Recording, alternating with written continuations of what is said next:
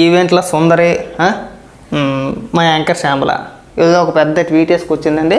దాంతోపాటు ఒక 3 నిమిషాల వీడియో మాట్లాడింది. అక్రమ అరెస్టుల గురించి ఒక పెద్ద ఉపన్యాసం చెప్పుకొచ్చింది. ముందు ట్వీట్లో ఏమి రాసిందో చదివి వినిపించి ఆ తర్వాత తన మాట్లాడిన వీడియో వినిపిస్తూ చూడండి. రాష్ట్ర ముఖ్యమంత్రి చంద్రబాబు నాయుడు గారికి, ఆయన కుమారుడు సకల శాఖ మంత్రి నారా లోకేష్ గారికి ఇక్కడ రాయడం కూడా చేతకాల. నీకు సరిగా తెలుగులో రాయడం కూడా చేత కాదు, నువ్వు కూడా ట్వీట్ వేసేయడమే. కానీ వైఎస్ఆర్సీపీ కార్యకర్తలన్నా వైఎస్ఆర్సీపీ నాయకులన్నా ఎంత అక్కసు ఉందో వాళ్ళ అక్రమ అరెస్టుల పర్వం చూస్తుంటే అందరికీ అర్థమవుతుంది. రెడ్ బుక్ జాడ్యంతో ఒక్కొక్కరిపై కేసులు పెట్టి అక్రమంగా అరెస్ట్ చేస్తున్నారు. అందులో భాగంగానే వైఎస్ఆర్సీపీ మాజీ ఎమ్మెల్యే చెవిరెడ్డి భాస్కర్ రెడ్డి అరెస్ట్. సరే, వీడియో ఏం మాట్లాడి వినిపిస్తా వినండి. రాష్ట్ర ముఖ్యమంత్రి వర్యులు గౌరవనీయులు శ్రీ నారా చంద్రబాబు నాయుడు గారికి, అలాగే వారి కుమారుడైనటువంటి సకల శాఖ మంత్రి వర్యులు శ్రీ నారా లోకేష్ గారికి వైఎస్ఆర్ కాంగ్రెస్ పార్టీ పైన, వైఎస్ఆర్ కాంగ్రెస్ పార్టీ నాయకుల పైన ఎంత అక్కసు ఉందో వారి అక్రమ అరెస్టుల పర్వం చూస్తే అందరికీ అర్థమవుతుంది.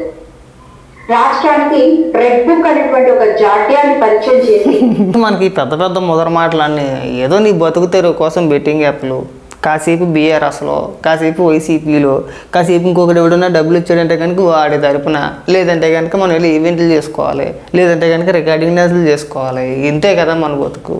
అనవసరమైన పెద్ద పెద్ద ముద్ర మాటలు ఎందుకంటే నీకు ఈ మహాతల్లి బీఆర్ఎస్ పార్టీలో కూడా తిరిగింది ఈవిడ మంగిలి. మీకు నెక్స్ట్ వీడియోలో ఫోటో చూపిస్తాలే. ఎందుకు వచ్చిన మాటలని అడుగుతున్నావు, ఇంకా మాట్లాడు. ఆ రెడ్ బుక్ లో భాగంగా ఒక్కొక్కరిపై అక్రమంగా కేసులు పెడుతూ వారి కుటుంబాన్ని ఇబ్బంది పెడుతూ రెడ్ బుక్ కుట్రలకి పాల్పడుతున్నారు ప్రస్తుత కూటమి ప్రభుత్వం. వైఎస్ఆర్ కాంగ్రెస్ పార్టీ పారదర్శకంగా అమలు చేసినటువంటి మద్యం విధానంపై పారదర్శకంగా మద్యం పాలసీయా? అసలు నీకు తెలుసా ఏం చేశారో?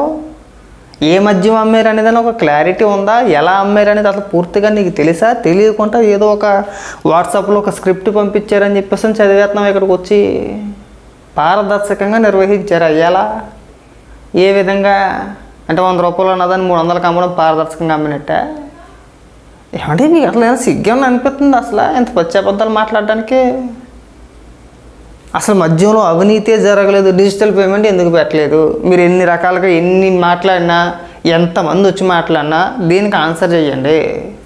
మీ 5 ఏళ్ల పరిపాలనలో ప్రభుత్వ మద్యం దుకాణాల్లో డిజిటల్ పేమెంట్లు ఎందుకు పెట్టలేదు? దాని ఒక్కదానికి సమాధానం చెప్పండి. మీరు ఎన్ని సొల్లు మాటలు చెప్పినా మేము ఎవడో నమ్మం. ఇక్కడ ఇప్పుడు పక్క రాష్ట్రం తమిళనాడులో కూడా ప్రభుత్వ మద్యం దుకాణాలే, అక్కడ డిజిటల్ పేమెంట్లు ఉన్నాయి. ఫోన్పే ద్వారా చేయొచ్చు, గూగుల్ పే ద్వారా చేయొచ్చు, మన ఇష్టం.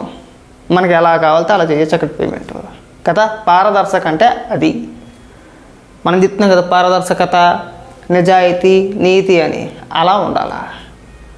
మరి మీ హయాంలో అంటే జగన్మోహన్ రెడ్డి ముఖ్యమంత్రిగా ఉండగా డిజిటల్ పేమెంట్లు ఎందుకు పెట్టలేదు? ఒక చిన్న లాజిక్, చిన్న పాయింట్ అండి. ఈ ఒక్కదానికి ఆన్సర్ చేయడం మానేసి రెడ్ బుక్ అంటారో, అక్రమాన్ని అంటారో, అన్యాయాలు అంటారు. అరే ఇవన్నీ వద్దండి.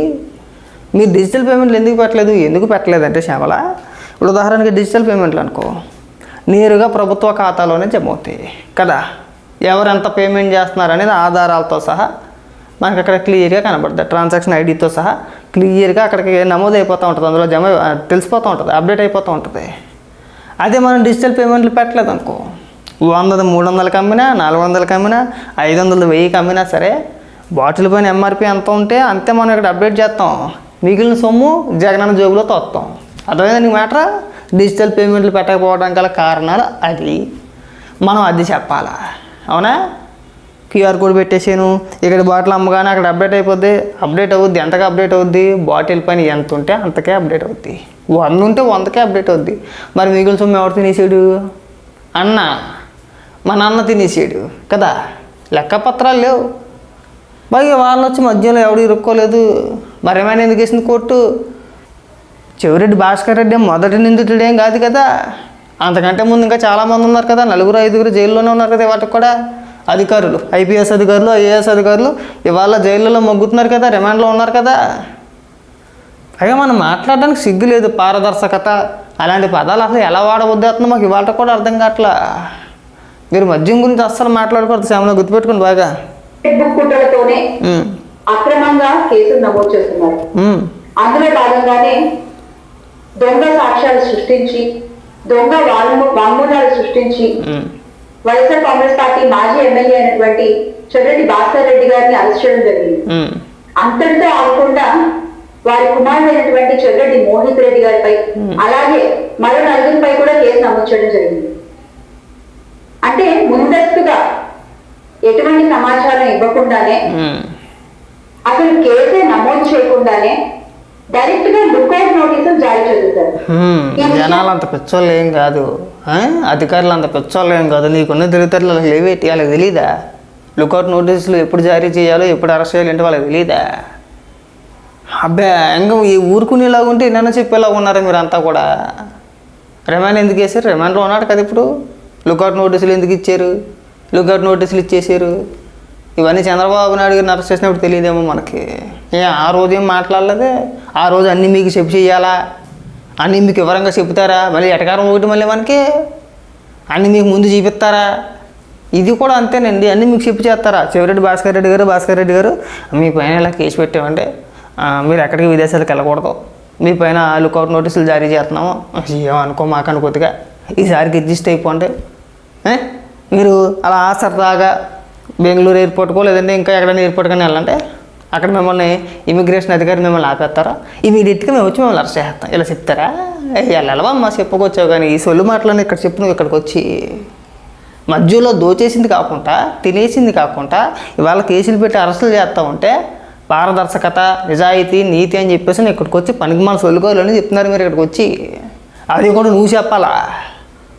నీకు 10 రూపాయలు ఇస్తే మళ్ళీ ఈ క్షణం ఇప్పటికిప్పుడు ఆ సింబల్ అలా ఉండగానే అలా ఆన్ ద స్పాట్ అలా ఉండగానే మళ్ళీ ఇంకొక ఏదైనా బెట్టింగ్గా ప్రమోట్ చేయమంటే చేస్తుంది. ఆంధ్ర 365 ఎలా ఆడాలంటారా శ్యామల గారు? నన్ను అడగని అంటది. అప్పుడు ఆమెను అడిగితే ఆవిడ చెప్పేస్తుంది. నిన్ను నమ్మి నువ్వు చెప్పావు అని చెప్పేసి అని చాలామంది లక్షల రూపాయలు పోగొట్టుకున్న వాళ్ళు ఉన్నారు. నా దగ్గర స్క్రీన్ షాట్లు కూడా ఉన్నాయి. ఎక్కడికి వచ్చి నువ్వు వచ్చి చెప్పాలా? మీరు అంటే వాళ్ళందరూ రాజకీయాల గురించి మాట్లాడుతుంటే మాకు సిగ్గేస్తుంది నిజంగా. గంజాయి బ్యాచ్ ఒక పక్క రౌడీ షీటర్లు, ఒక పక్క ఏమో మీరు బెట్టింగులు, అన్నీ ఇల్లీగల్ వ్యాపారాలే. ఒక్కటి కూడా లేదు లీగల్గా ఉండదు. మెజారిటీ వైసీపీ కార్యకర్తలు కానీ నాయకులు కానీ అధికార ప్రతినిధులు కానీ ఏదో రకంగా ఇల్లీగల్ కార్యక్రమాల్లోనూ ఇల్లీగల్ వ్యాపారాల్లోనూ ఉన్నవాళ్ళే. ఒక్కడో నీతిగా నిజాయితీగా బతుకున్నాడు నాకు తెలిసి. మీరు ఇక్కడికి వచ్చి ఉపన్యాసాలు ఇవ్వాలి. మాకు ఏమీ జరగలేదండి.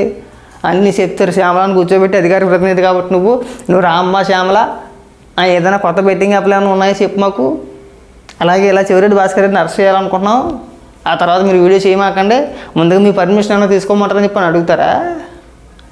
నోర్మై చెవిరెడ్డి భాస్కర్ రెడ్డి గారు ఆయన రాసినటువంటి లేఖలో కూడా ప్రస్తావించడం జరిగింది.